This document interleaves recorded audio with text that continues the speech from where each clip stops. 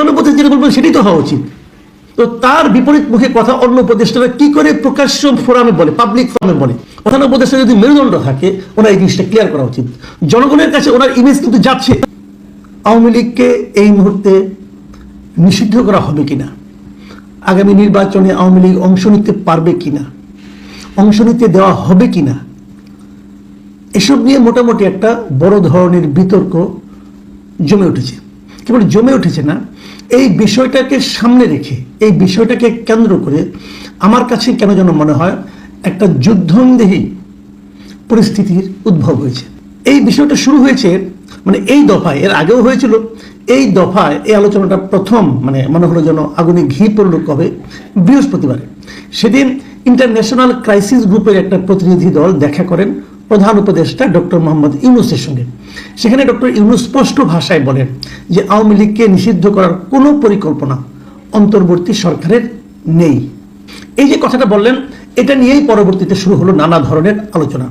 পরের দিন দেখা গেল, শুক্রবার দিন আমরা দেখতে পেলাম যে হাসনাত আবদুল্লাহ, নতুন যে দল হয়েছে জাতীয় নাগরিক পার্টি, সেই নাগরিক পার্টির একজন নেতা, দক্ষিণাঞ্চলের সংগঠক হাসনাত আবদুল্লাহ একটা স্ট্যাটাস দিলেন যে তার থেকে 10 দিন আগের একটা ঘটনাকে টেনে এনে যে ওনাদের সঙ্গে নাকি সেনাবাহিনীর একটা কথা হয়ে সেনাবাহিনী তাদেরকে প্রস্তাব দিয়েছে একটা রিফাইন্ড আওয়ামী লীগকে যেন নিয়ে আসা হয়। এটা নিয়ে অনেক কথা কালকে নিয়ে আমি একটা আলোচনা করেছি, এটা নিয়ে আমি আর নতুন করে কোনো আলোচনা করতে চাচ্ছি না।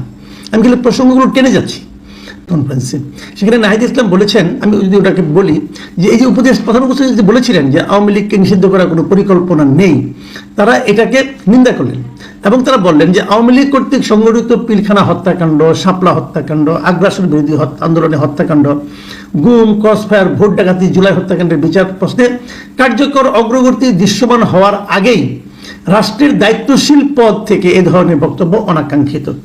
তার মানে তারা সরাসরি প্রধান উপদেষ্টার বক্তব্যের নিন্দা করলেন। আওয়ামী লীগকে নিষিদ্ধ করা উচিত কি অনুচিত এই আলোচনায় কিন্তু আজকে আমি আসলে যাব না, কারণ এটা নিয়ে আমি আগেও কিছু কথা বলেছি, প্রয়োজনে ভবিষ্যতে আরো বলবো, সেটা অন্য প্রসঙ্গ। কিন্তু আজকে আমি যে প্রসঙ্গটা নিয়ে কথা বলতে বসেছি সেটা আমি একটু পরে বলছি। তো এই যে আওয়ামী লীগকে নিষিদ্ধ করা না করা নিয়ে নানা ধরনের যুক্তি, এটা তো হয়েছে, বহুবার হয়েছে।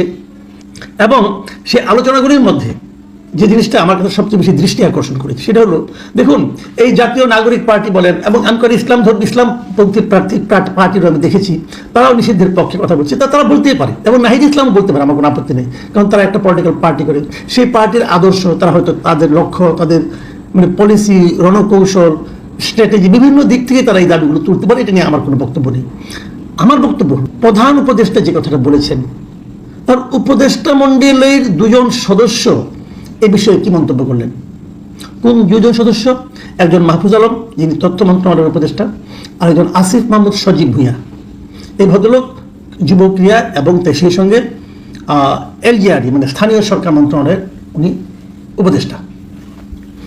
এই 2 ভদ্রলোক কি বলেন? এই 2 ভদ্রলোকের বক্তব্যটা আমি পড়ি। 2 ভদ্রলোক কিন্তু একইভাবে এমন বক্তব্য দিলেন যে বক্তব্যটা প্রধান উপদেষ্টার বক্তব্যের সম্পূর্ণ বিপরীত। কোনো উনি ছাড় দিবেন না। আর ওনার প্রধান উপদেষ্টা বলেন যে আওয়ামী লীগকে নিষিদ্ধ করার কোনো ইচ্ছা তাদের নাই। আচ্ছা, আরেকজন মন্ত্রী উপদেষ্টা, যিনি খুব পাওয়ারফুল উপদেষ্টা বলা হয়, সবচেয়ে গুরুত্বপূর্ণ মন্ত্রণালয় ওনার হাতে আছে, একটা উপদেষ্টা মন্ডলী, মানে ভার্চুয়ালি উনি প্রধানমন্ত্রী। তো উনি যখন কোনো একটা মন্তব্য করেন, কোনো একটা সিদ্ধান্তের কথা জানান, তাও কি বিদেশি একটা ফোরামে, বিদেশি একটা প্রতিনিধি দলের কাছে উনি যখন বলেন যে আওয়ামী লীগকে নিষিদ্ধ করার কোনো ইচ্ছা তার সরকারের নাই, তাহলে তার সরকারের 2 জন সদস্য যখন ওনার বিপরীত মুখে কথা বলেন, তখন কি সরকার বলতে আর কিছু থাকে? আমি এই প্রশ্নটা করতে চাই, ওনারা কিভাবে বললেন? তাহলে প্রধান উপদেষ্টার বক্তব্যের জন্য প্রতিবাদ প্রকাশ্যে করলেন, সেই প্রতিবাদের ব্যাপারে প্রধান উপদেষ্টার বক্তব্যটা কি? আমরা কোনটাকে মানব? আমরা কোনটাকে বিশ্বাস করব? প্রধান উপদেষ্টার বক্তব্যকে নাকি তার 2 জন তরুণ উপদেষ্টার বক্তব্যকে? যদি ওনারা প্রধান উপদেষ্টার বক্তব্যকে অস্বীকার করেন, যদি তার প্রতিবাদ করেন, তাহলে ওনাদের তো কোনো নৈতিক অধিকার নাই সে উপদেষ্টা মণ্ডলীতে থাকার। আমি তো কোনো নৈতিক অধিকার দেখি না। আবার যদি বিপরীত দিকে প্রধান উপদেষ্টা যখন দেখেন যে ওনার বক্তব্যের সম্পূর্ণ বিপরীত বক্তব্য, ওনার বক্তব্যকে খণ্ডিত করে, তুচ্ছ তাচ্ছিল্য করে তারই 2 জন উপদেষ্টা বক্তব্য দিচ্ছেন, তখন উনি এবার কি করে ওনাদেরকে উপদেষ্টা মণ্ডলীতে রাখেন? মনে রাখতে হবে, এই টোটাল উপদেষ্টা মণ্ডলী কিন্তু প্রধান উপদেষ্টা নিয়োগকৃত উপদেষ্টা মণ্ডলী।